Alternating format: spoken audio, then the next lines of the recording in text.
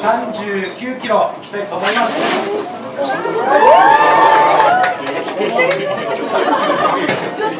目の前で見ると迫力ありますね。はい、これがクロマグロですね。本マグロですね、一番有名なね。はい、これから解体始まりましたら頭からどんどんこう外されていきますからね。39キロです。普段のマグロってちょうどこういった形で海の中を泳ぎますけども、英語でツナって言いますね。ツナ、語源はギリシャ語のツナスっていう言葉から来ておりまして、ツナスっていうのはいわゆる突進っていう意味です。この魚体ですと最高速に達するときは80キロを超えます。ですのでこういった背びれとかこの胸びれがこう抵抗にならないようにこうやって背びれて中にこうやってスルスルスルと収納されるようになってますね。収納されます。そして胸びれ、この辺りよく見ていただくとこの辺りもちゃんとこうくぼみがありましてですね、この胸びれもしっかりと収納されるようになってます。それで完全な流線形になって尻尾だけがこう振動する、こんな泳ぎ方ですね、マグロの泳ぎ方。はい、じゃあ早速解体いきましょう。本日の解体します料理長の溝口です。よろしくお願いいたします。マグロ正体は築地のように長い刀を使うわけではなくて、この牛刀包丁1本で最後まで解体しますからね。まずは初めに頭を落としていきます。こう頭を落とす時も太い中骨がありますけども、関節の中に間にしっかり入れると入ります。今入ってないですまだね。これから入りますからね。パスッと入るとほらね、関節に入るとあっという間です。はい、そしてこのですね、ここに釜がありまして、釜のちょうど先端の部分です。ですのでこれを釜先肉とか、あとは顎肉って呼びますけども、毎日解体しててもこれだけしか取れないのでメニューには載ってないですね。これはメニューに載せずに僕たちがおかずにして塩焼きにしたり唐揚げにして美味しく食べてるところです。はい、そしてマグロにもちゃんと舌がありますね。マグロの舌、ほら見えますかね。今こんな内側の中で見えてます。今どうですか。一生懸命やってます。見えてますよ。これマグロの舌です。マグロの舌、牛タンのように美味しく食べることができません。煮ても焼いてもカチカチなんですよ。石のように硬いです。マグロの舌は食べれません。ちょっとね、今日穴が小さいので分かりづらいんですけども、実はここにぐっとこう穴が開けられています。これは水揚げした際に漁師さんがここに穴を開けまして、ここからワイヤーを通してこの後ろに続く神経を一気に締めた後ですね、神経締めとか神経抜きっていう作業ですけども、分かりやすく言うと池締めをした後です。これね、このマグロです。これは南マグロ、通称インドマグロとも呼ばれます。この2種類が高級マグロと呼ばれる。なぜかというと大トロが取れるマグロだから高級マグロなんですよ。そうするとこの辺りに見える、この後ろがお腹の身なので、この後ろに大トロがあります。そしてこの釜のこの脂が乗った部分、ここが釜トロと呼ばれるものですね。そして今2本の釜がありますけども、この2本の釜を使って釜トロの握り寿司って何貫ぐらい取れるかというと10貫ぐらいです。39キロのクロマグロから10貫ぐらいしか釜トロの握り寿司取れません。ですので大トロよりもさらに希少価値の高い部位がこの釜トロですね。ものすごく脂が乗っています。はい、これが釜トロでした。両サイドについている身と中骨で3枚おろしですけども、マグロは魚体が大きいですから片方の身をさらに背中とお腹に分けます。これを5枚おろしと言いますね。築地なんかで大きなマグロを2人がかりでこうやって長い刀でおろす時も同じ5枚おろしです。マグロなぜこう背中とお腹を分けるかというと、もちろんこう大きいからなんですけども、マグロの鱗ちょっと分かりづらいですよね。こうやって解体してるとちゃんとその鱗の姿も見えてまいります。これから背中とお腹を分けるために真ん中に1本包丁入れますけども、ここで鱗がしっかりと見えます。ほら見えますというか、実はもう本当に見えないぐらい小さいですよっていうお話なんですよ。39キロのクロマグロがこんな大きさです。では皆様ご存知の築地で行われる初競り、今年も7460万という価格で1本のクロマグロが落札されました。あの時に並ぶマグロ200キロクラスのマグロです。200キロのマグロになると今見ていただいたもうほとんど見えづらかった1本の鱗がこれぐらいあります。200キロのマグロが、ね、そう考えただけでもやっぱり200キロってかなり大きいですよね。ぜひよろしくお願いします。いきますよ、はい、せーの、よいしょー。これがクロマグロのお腹のお肉です、ね、これ業界では背節と言います。これを輪切りにするとちゃんと赤身と中トロ両方取れるんだなっていうのがお分かりいただけます。いきますよ。背中を輪切りにしました。ほら、ね、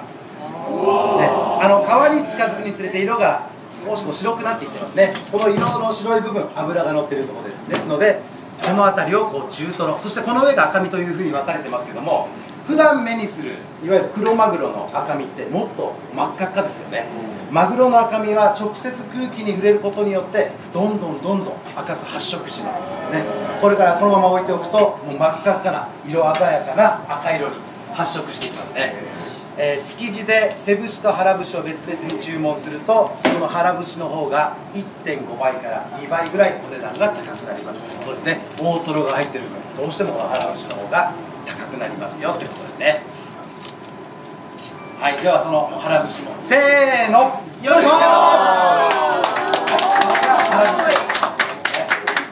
今度背中にも脂が乗ってます。これを輪切りにすると一目瞭然、赤身、中トロ、大トロすべてが見えます。はい、背中のお腹の輪切りいきます。はい、ね、大トロ見えてますね。大トロってこの中でもものすごく少ないです。大トロ、ここから始まってここまでが大トロです。でこの辺りも同じように脂乗ってますけども、もうここは中トロの扱いになります。そしてこの上が赤身というふうに分かれてますね。カジキマグロ入ってきました。カジキマグロいつも最後大トリで出てくるところですけども、最初にいきましょう。はい、カジキマグロ一度は耳にしたことありますよね。これが実はカジキマグロと呼ばれているお魚です。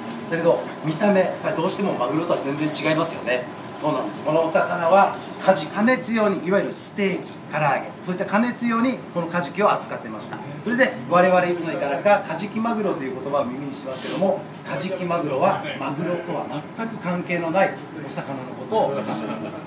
せーの、よいしょー。はい、どうぞやっていきますからね。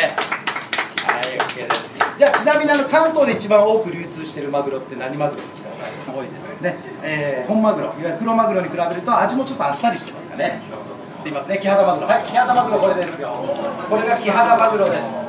キハダマグロ、名前の語源はですね、この背びれの部分です。背びれ真っ黄色ですけども、この背びれを旗に例えて、もともとはキハタっていう名前だったんですよね。せーの、よいしょー。ね、これで最後の腹口がありました。はい、あと写真もう1枚だけあるんでご紹介しましょう。はい、この胸びれを真横に左右の胸びれですね。そして、ビンチョウマグロといえばビントロってよくお刺身がありますけども、マグロなのにちょっとこう白身っぽいですよね。その白身っぽいのを利用して、これが僕たちもうね、もう皆さん大好きなツナの缶詰の原料になるマグロがこれです、ね、ツナの缶詰もこのマグロです。はい、中落ちですよね。はい、中落ち。今日もこの解体したて、さばきたての生本マグロの中落ちを2名様に差し上げたいと思いますけども、どうしても食べたいというお客様いらっしゃいますか？はい、はい、いらっしゃいます。はい、ね、もちろんそうですよね。ですので最後にみんなでじゃんけんをして、私に最後まで勝ち残った2名様にマグロっていうことです。ですのでこの中落ち、普段スーパーさんなんかでも購入できると思いますけども、その中落ちと比べた時に食感が明らかにもちもちしてます。それが生マグロの特徴です。お刺身食べていただいてもおそらくます。これが中骨をパキッとへし折ります。へし折った中骨の一番太いところを見てみてください。こう何かこうテカテカっとこう、ほらこれです。これがマグロの天然コラーゲンっていうね。コラーゲンの姿ってなかなか見ることできます。これインスタに載っけるとインスタ映えする。はい、いきますよ。出します。はい、これです。見えます？プルップルです、ね、これがマグロの天然コラーゲンです。これコラーゲンって実はマグロそのまましょっぱいです。海水の味がします。ですけども生臭いとかっていうのがありません。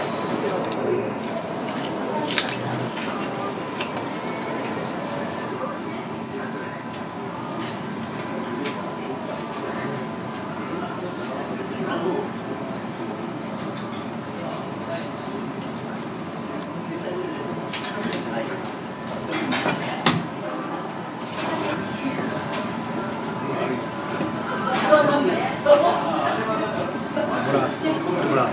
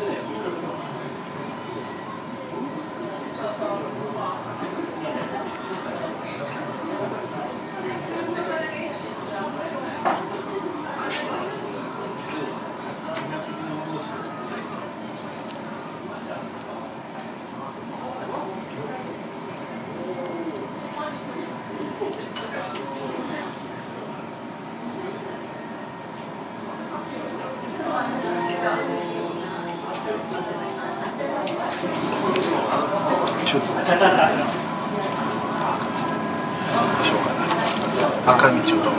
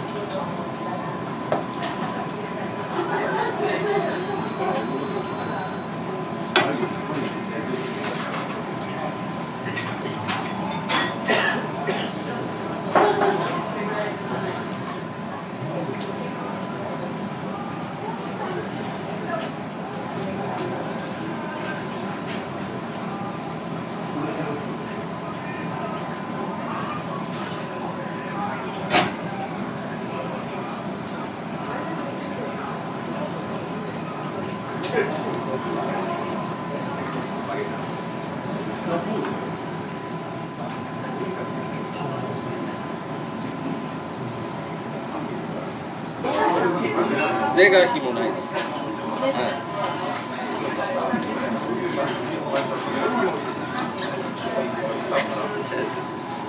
すべてはお客様の。なるほど。なるほど。手柄してもらう。全然大切だから。はい。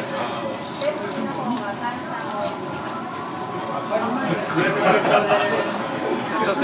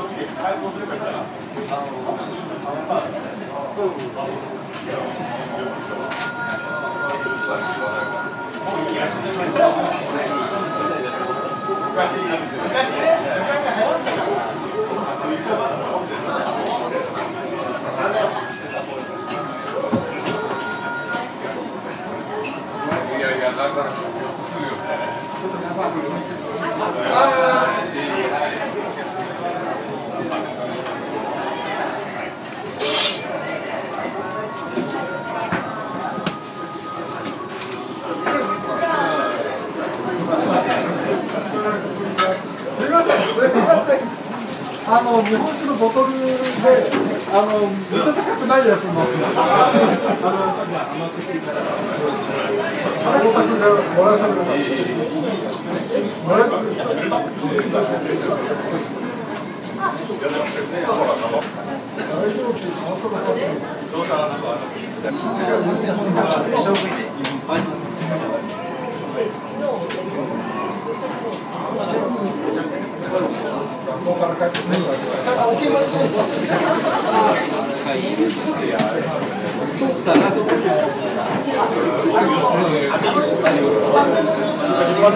サテモリはもうもうだいぶ前だよ。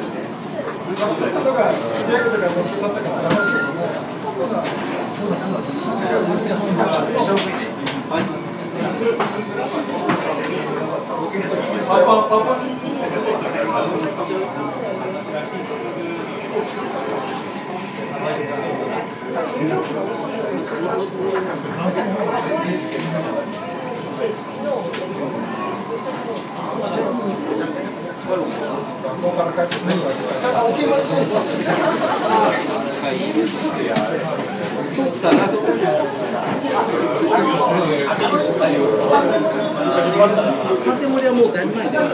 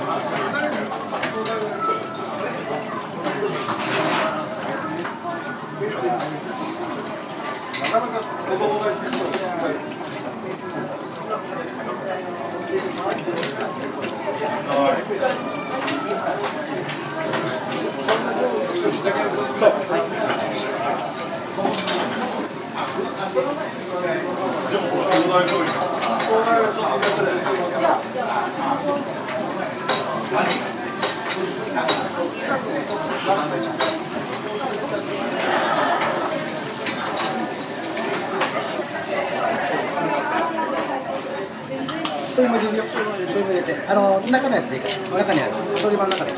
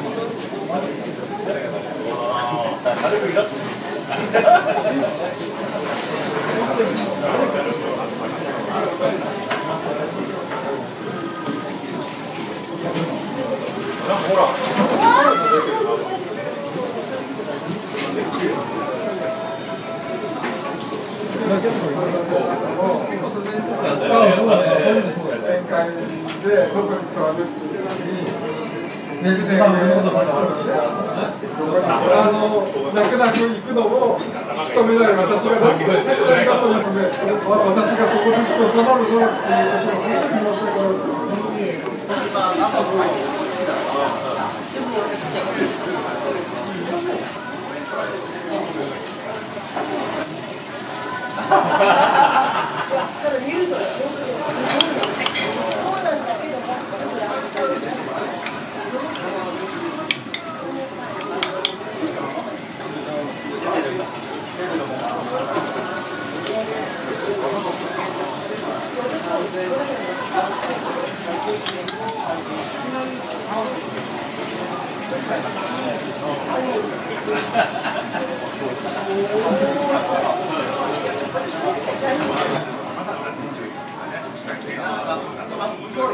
私そうだ。そうなんだよ。塩じゃない。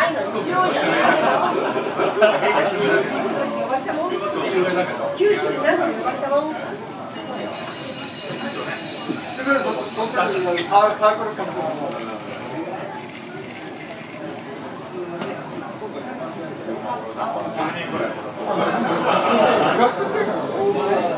責任はどうですか。おお、偉いね。あれ、これ知らない。学生時代に知らないよ。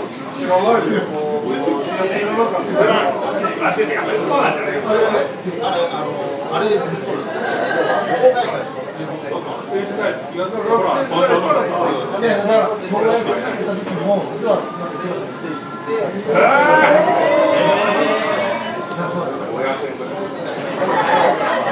大森さん、